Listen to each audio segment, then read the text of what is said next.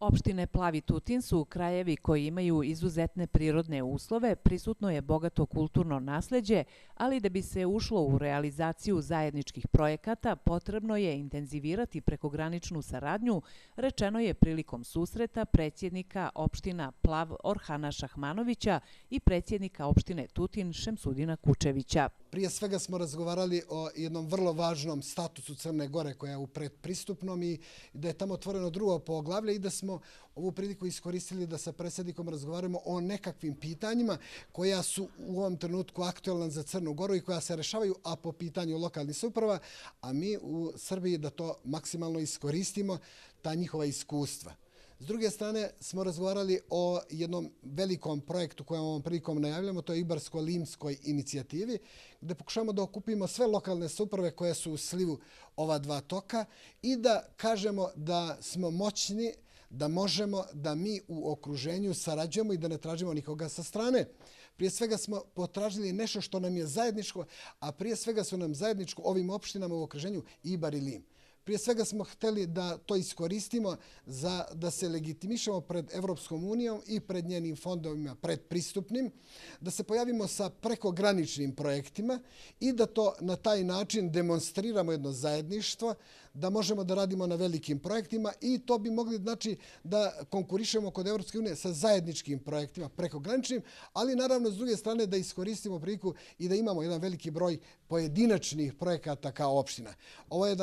jedan dobar početak za saradnju na svim nivoima. Ja ću iskoristiti priliku da sa predsjednikom danas i dogovorimo susrete i predsjednika Skupština, da iskoristimo prilike da se sastanu i predstavnici svih resora, kao što je resor za privredu, resor za urbanizam i građevinarstvo, bit će danas o tome prilika, sve u svemu jednu integralnu saradnju. Zajedničkom inicijativom te projektima koje će uraditi, građanima će se omogućiti bolji život apliciranjem kod predpristupnih fondova, rekao je predsjednik opštine Plav. Da izrazim zadovoljstvo što se danas nalazim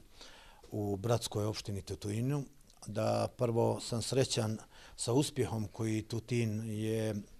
ovih godina napredovao i sa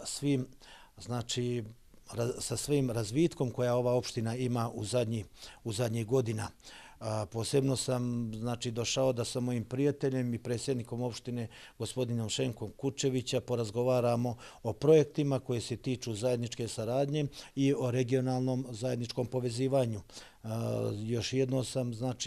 izrazio zadovoljstvo što ću kao predstavnik savjetodavnog komiteta u Evropskoj uniji vrlo brzo vidjeti u regionalnim razvojima i mog kolegu i prijatelja Šemka Kučevića gdje ćemo zajednički moći da valorizujemo sve potencijale i sve vrijednosti kako opštine Tutina, tako i opštine Plav. Naravno, došao sam i dosta toga da naučim, bez obzira što smo mi u korak naprijed u pristupu Evropskoj uniji, ali ovdje imamo dosta da naučimo kako